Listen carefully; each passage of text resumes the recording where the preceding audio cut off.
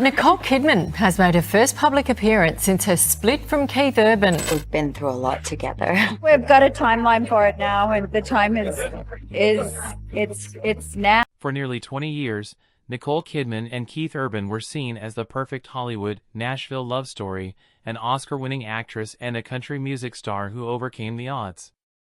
But behind the red carpets and duets, things were falling apart. Court documents now reveal Nicole filed for divorce after 19 years, with sources saying she fought to save the marriage.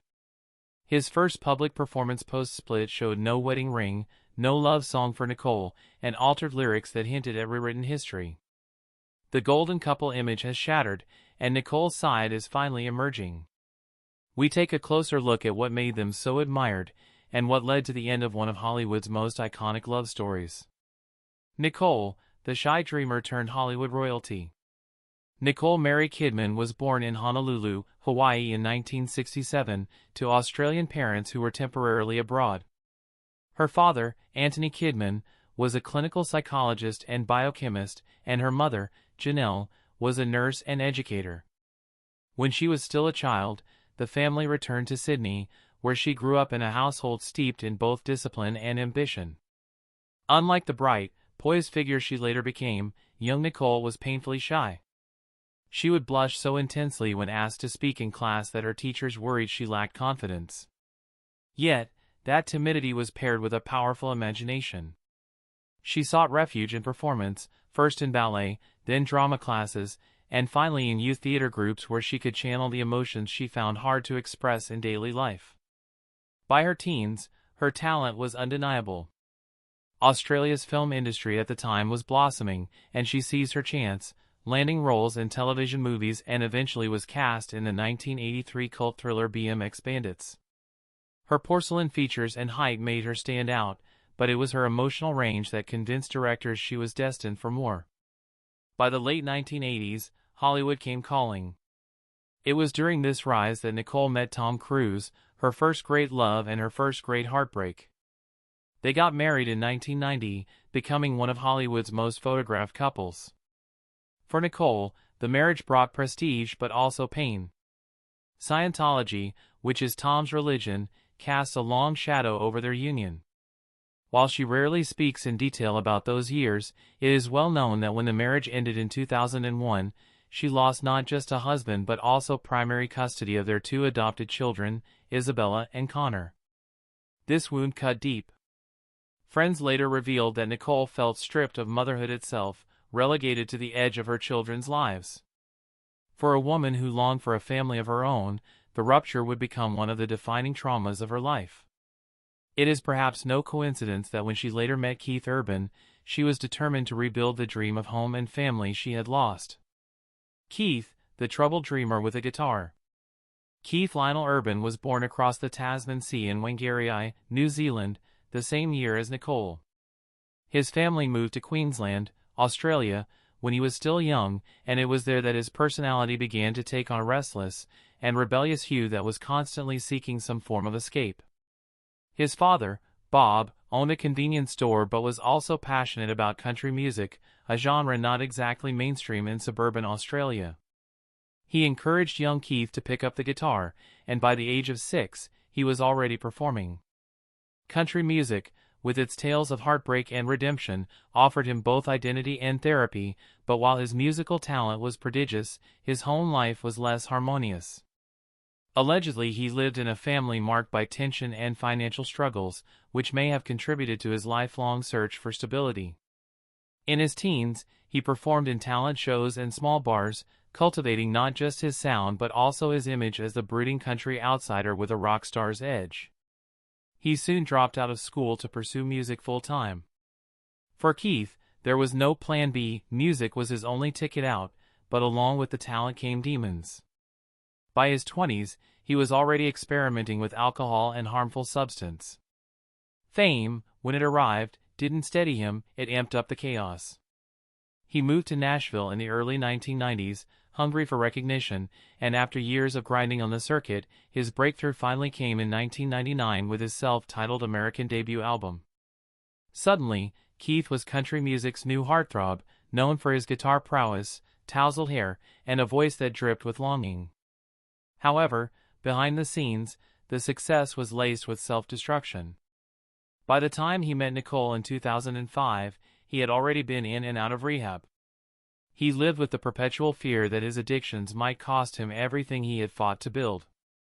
Nicole and Keith seemed, on paper, to come from different worlds, a case of Hollywood prestige versus Nashville grit. What really bound them was the baggage they carried. Nicole bore the scars of a lost family and a marriage that made her wary of control and betrayal. Keith carried the volatility of a man who had known both obscurity and fame, but never quite conquered the urge to sabotage himself. When their paths finally crossed, both were at turning points. Nicole had re-emerged from her divorce stronger than ever, winning an Academy Award for The Hours and cementing her reputation as one of the greatest actresses of her generation. Yet she remained emotionally raw, craving stability after a decade of turbulence. Keith, meanwhile, was a star on the rise, carving out his space in the hyper-competitive world of American country music, but the trappings of fame, endless touring, temptation, and the demands of an industry that prizes image as much as sound were pushing him to the brink. He needed someone who could anchor him, who could help him believe in something beyond the stage lights. Looking back, it is impossible not to see the foreshadowing. Her desire for control and stability was always going to clash with Keith's restless, addictive personality. Their union carried the promise of healing. Perhaps she could rebuild the family she'd lost, and he could find redemption in her steadiness, but it also carried the seeds of future conflict. For Nicole, the idea of being with another celebrity carried its own risks. Her marriage to Tom Cruise had taught her how brutal the public gaze could be, but with Keith, she saw vulnerability, even fragility, and it called to her protective instincts. For him, she was both a muse and a mirror, someone whose discipline and success highlighted his own instability, but whose love offered him the chance to become the man he always wanted to be. Their early lives had carved them into complex, wounded individuals. When they finally collided in 2005, it felt like destiny, but in truth, it was more like volatile chemistry. Their early lives had carved them into complex, wounded individuals. When they finally collided in 2005, it felt like destiny, but in truth, it was more like volatile chemistry. Crossing paths and fairy tale romance. When Nicole Kidman and Keith Urban finally crossed paths in 2005, it was publicized as a story straight out of Hollywood fantasy. Two Australians, both global stars, both born in the same year, both hardened by past struggles, colliding at the exact moment their lives seemed poised for renewal. The red carpets and glossy magazines painted their meeting as fate, but beneath the surface, the relationship was less about destiny and more about two wounded people clinging to the hope of salvation. The first spark came at the Day USA Gala in Los Angeles in January 2005, a celebration of Australians working in Hollywood. Nicole was fresh from the storm of her divorce with Tom Cruise, but by then she had rebuilt her career and stood tall as an Oscar-winning actress. Keith, on the other hand, was the rising Nashville star whose records were starting to cross into mainstream pop appeal. When they were introduced, she later admitted she didn't think he was interested. He was polite but reserved, and though they exchanged numbers, he didn't call her for months. She confessed years later that his initial lack of approach nearly derailed the love story before it began, but when he finally reached out, something clicked. Their romance moved quickly once it began.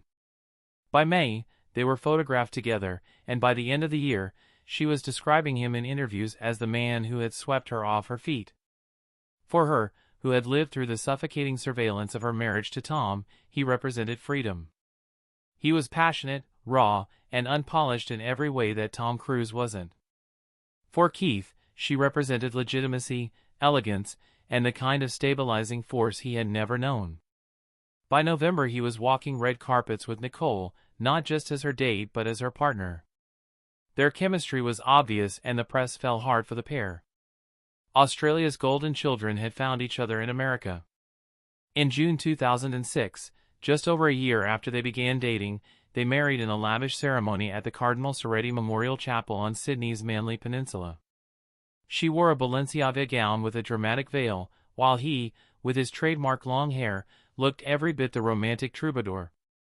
The guest list glittered with Hollywood royalty and country music stars, but the real story was the intimacy of the event. She reportedly walked into the church by candlelight, holding back tears, while he serenaded her during the reception. For fans, it was the picture-perfect ending to both of their troubled pasts.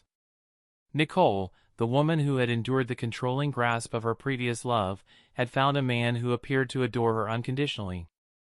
Keith, meanwhile, had found redemption in the arms of one of the world's most respected actresses. Unfortunately, unlike fairy tales, reality was less perfect. The first cracks. Just 4 months into the wedding, Keith checked himself into rehab for alcohol abuse. It was a devastating blow to their newlywed bliss. Nicole had barely finished writing her thank you cards when she was thrust into a crisis. The tabloids pounced, suggesting she had married a time bomb. For him, the relapse was humiliating. He had vowed that her love would be enough to keep him steady, but his old habits resurfaced quickly. Nicole, ever protective of her private life, chose loyalty over embarrassment. She stood by him, visiting him in rehab and refusing to give the press the satisfaction of seeing her falter. In later interviews, he credited her with saving his life during that period, but insiders saw something more complicated. She had been denied the chance to save her marriage with Tom, so now she was throwing herself into the role of healer and protector with Keith. She believed in second chances, and in him. That loyalty would define much of their marriage, for better and for worse. Despite the shaky start, the couple spent the following years crafting their image as one of Hollywood's rare, enduring romances. She continued to take on major film roles, balancing blockbusters like Australia with critically acclaimed performances in films like Rabbit Hole. Meanwhile, he solidified his status as one of country music's biggest stars, touring relentlessly and winning accolades, including multiple Grammy Awards. Publicly, they were affectionate. She once described him as the person who brought her back to life. Keith frequently thanked her at award shows, sometimes with tears in his eyes. Behind the curated image, there was tension. His career meant long stretches on the road, while she often filmed abroad. They tried to make it work, even implementing rules like never spending more than a few weeks apart, but insiders reported that their schedules frequently clashed. Nicole, deeply scarred by her separation from Isabella and Connor Cruz, clung to the idea of family.